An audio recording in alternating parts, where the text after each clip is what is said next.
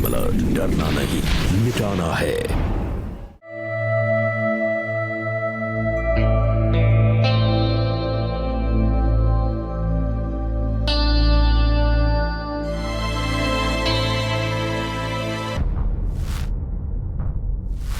बहू, हर समय फोन पे बाप से बात करना अच्छी बात नहीं होती है। दे, मुझे फोन दे। दे। ये सब आपकी वजह से हुआ है और आप मुझे मेरे घर में नहीं आने दे रहे। मेरे मना करने के बाद भी आपने उस इंसान से जबरदस्ती मेरी शादी करा दी। ये निशान देख रहे हैं आप? देख रहे हैं निशान? रोज रात शराब पीकर मुझे मारता है।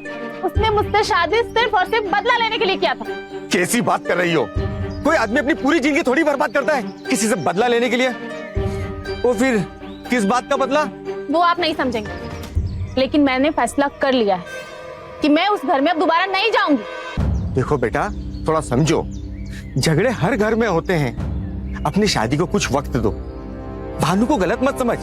अरे जो इंसान अपने भाई की बेवा को सहारा दे सकता है, वो कैसा भी हो, बुरा इंसान नहीं होगा। देखिए, मुझे आपसे बहस नहीं करनी। बस मुझे इस घर में जगह चाहिए, वो भी पहले की तरह। माफ करो बेटा, तू भले ही मुझे पुरानी सोच का आदमी समझे, पर तेरा घर तो तेरी ससुराल ही है और रहना तो तुझे वहीं पड़ेगा। मेरी बात मान, वापस चली जा। तू हाथ जोड़ता हूं तेरे, वापस चली जा।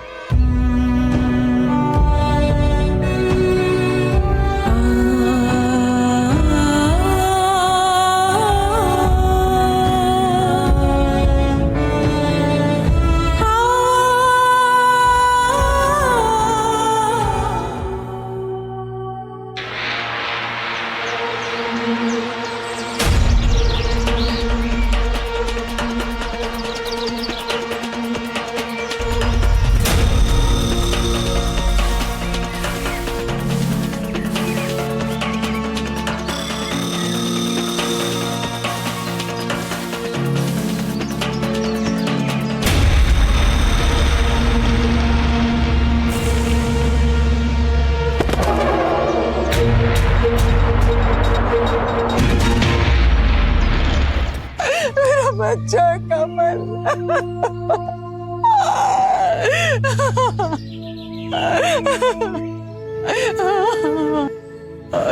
माँ, आप लोग सब मान कैसे गए कि मैं मर गया हूँ?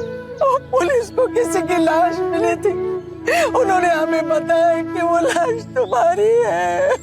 तो पुलिस के कहने पर तुम सब मान गए?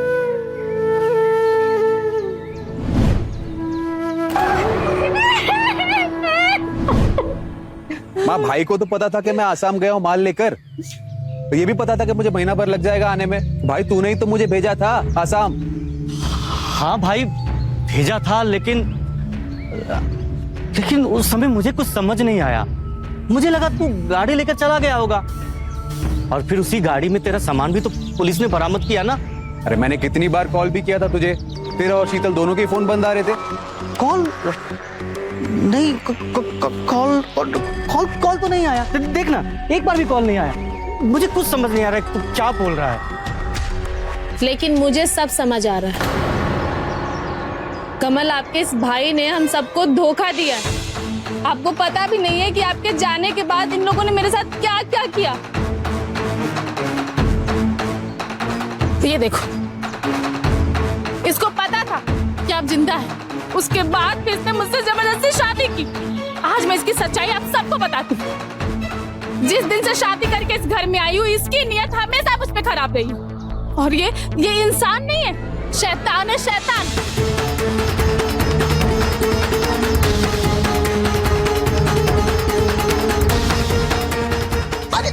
अरे छोड़, अरे छोड़ कमल, अरे छोड़। अरे माँ, तूने शादी होने कैसे दी? हमें क्या पता था कि तू जिंदा है। तेरी बेवा से शादी करने के लिए तेरा भाई तैयार हो गया और इसके पिता ने हाँ कर दी। तो मैं या कोई और इस शादी को कैसे रोक सकते थे? धोखा दिया है भाई तूने मुझे। तुझे तो मैं नहीं छोड़ूंगा। पुलिस, कोर्ट कचहरी जो बन पड़ेगा करूंगा। धमकी दे रहा है मुझे? हाँ, मैंने कुछ गलत नहीं किया। तेरे मरने के बाद ही मैंने इससे शादी की है, वो भी कानूनन। मेरी शादी बिल्कुल जायज है, समझा? तूने तो बस अग्नि के समक्ष फेरे लिए है ना, और ये देख मेरे पास मैरिज सर्टिफिकेट है, समझा? अब मैं इसका कानूनन पति हूँ। हाँ तो मैं नहीं मानता इस शादी को। अरे चुप करो तुम दोनों, ये इस घर का मामला है, घर में ही निपटेगा, समझे?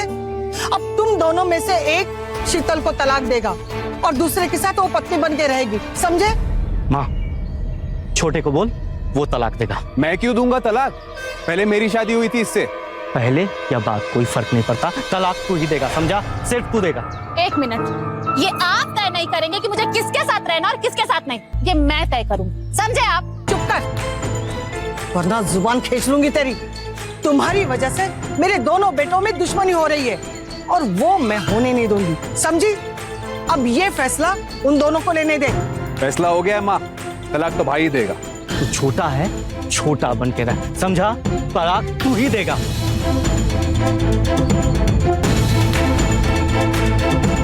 शीतल की व्यथा सुनने के बाद गांव वालों ने पंचों को इकट्ठा किया और अब पंचायत को तय करना था कि शीतल किसके साथ रहेगी।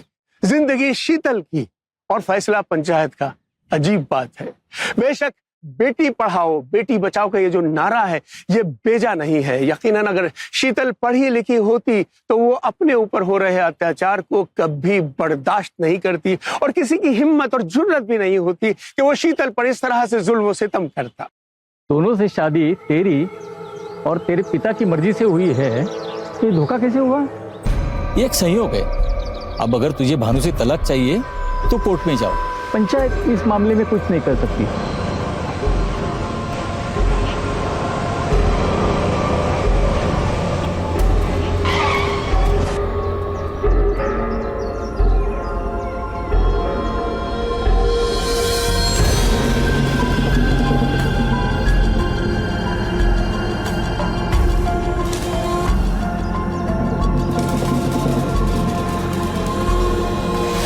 देखो, ये तुम्हारे घर का मामला है, आपस में मिल बैठकर फैसला कर लो।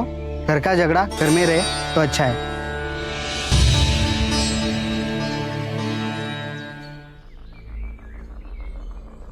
बहू, तुम नाराज मत हो बेटा, अब तुम पर है। तुम जिस किसी के साथ भी रहना चाहती हो ना, रह सकती हो, वो भी अपनी मर्जी से। हाँ अच्छा सरपंच जी, चलो अपने घर चलो।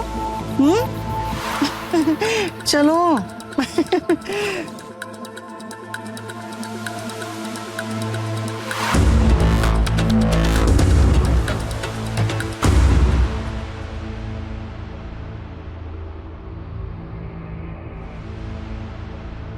शीतल, तुम जानती हो मैं तुमसे कितना प्यार करता हूं। तुम्हारे लिए किसी से भी लड़ सकता हूं। तुम्हारे साथ जो कुछ हुआ हम उसके लिए जरूर लड़ेंगे, कोर्ट जाएंगे, तलाक भी लेंगे, लेकिन अभी हमें थोड़ा समझदारी से काम लेना होगा। भानु ने मेरा डेथ सर्टिफिकेट बनाकर मेरे हिस्से की सारी जमीन अपने नाम कर ली, घर, खेत, बैंक का सारा पैसा, सब कुछ। पहले कोर्ट से मुझे मेरा सारा हिस्सा वापस लेना पड़ेगा, फिर वो बेचकर हम कहीं दूर चले जाएंगे। तब तक तो जैसे चल रहा है वैसे चलने देना पड़ेगा। लेकिन कमल, तुम्हारे होते हुए मैं उसके बिस्तर पे कैसे हो सकती हूँ? तुम्हें ये सब करने की जरूरत नहीं है, सब मैं देख लूंगा। तुम्हें अंदाजा भी नहीं है कि जब तुम यहाँ नहीं थे तो मैं कैसे नर्क की जिंदगी काट रही थी। मैं वापस आ गया हूं ना, तुम्हें किसी से डरने की जरूरत नहीं है।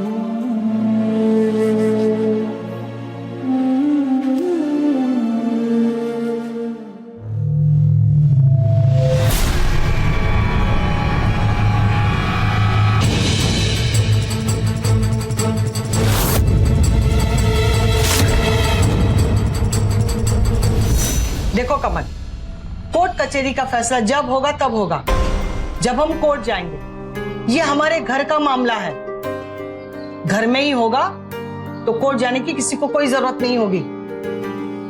अब ये मेरा फैसला है कि शीतल तुम दोनों की बीवी बनके एक साथ रहेगी, और जब तक मैं जिंदा हूं इस घर के फैसले मेरे होंगे। मेरे मरने के बाद तुम लोगों को जो मन में है वो करना।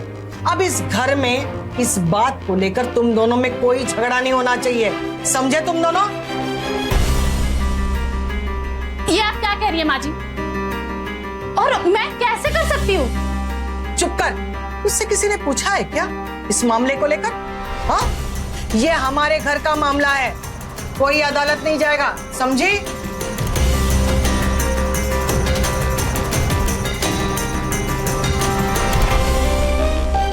शीतल, तुम चिंता मत करो, मैं हूं ना, सब ठीक हो जाएगा। बस जैसा मैं कहता हूं वैसा करो।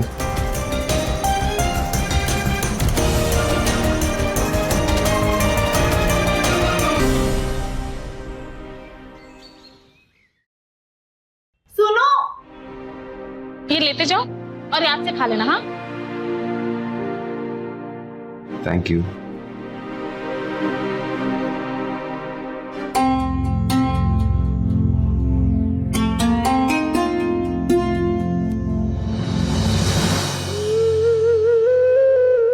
शीतल, ये लस्सी भानु को दिया। नहीं,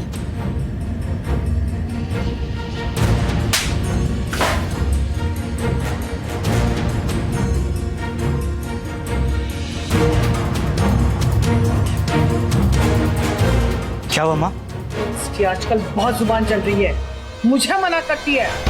ये ऐसे नहीं समझेगी, तुझे अभी बताता हूँ। से आंखें दिखा रही है, माँ को मना करेगी?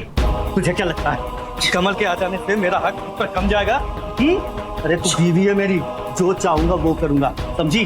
मैं तुम्हें अपना पति नहीं मानती और कभी नहीं मानूंगी। तुझे लगता है तेरी मर्जी चलेगी? चल चल यहाँ से, तेरी मर्जी चलेगी। चल।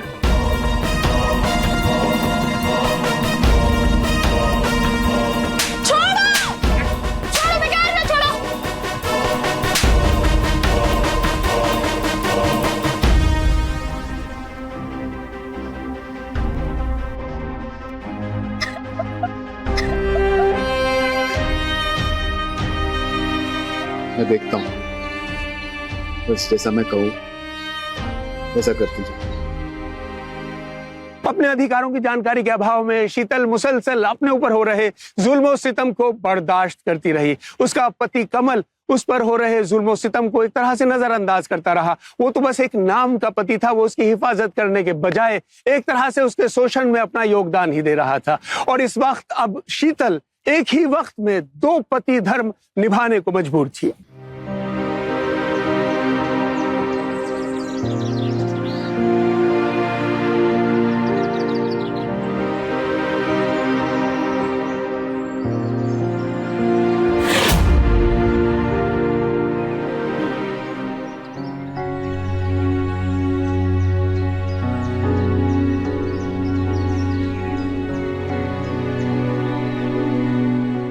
आज आप खाना खा कर नहीं आए थे ना, तो खाना खा लीजिए। मैं जानता हूँ तुम पर क्या बीत रही शीतल, मैं भी क्या करूं, इस खून का घूंट पी कर रह जाता हूँ। ये दुनिया तमाशा ना बनाए ना, इसीलिए चुप हूं।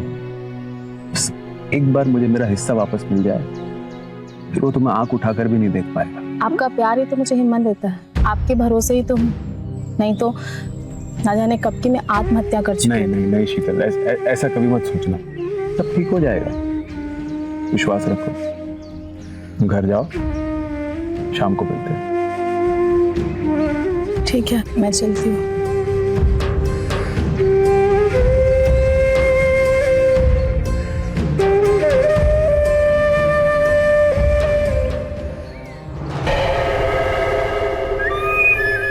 अपना हिस्सा लेने के बाद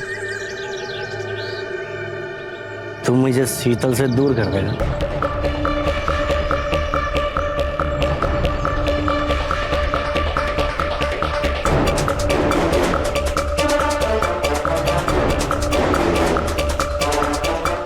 देखना धीरे धीरे हम दोनों को अपना पति मान ही लेगी।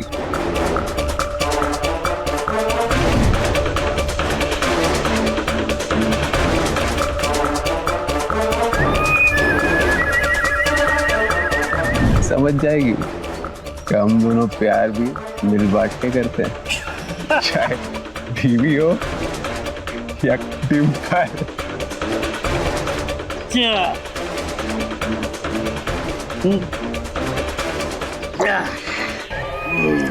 तेरे लिए कुछ सरप्राइज है। बाइक की चाबी। क्या बात है भाई, भाई हो तो ऐसा।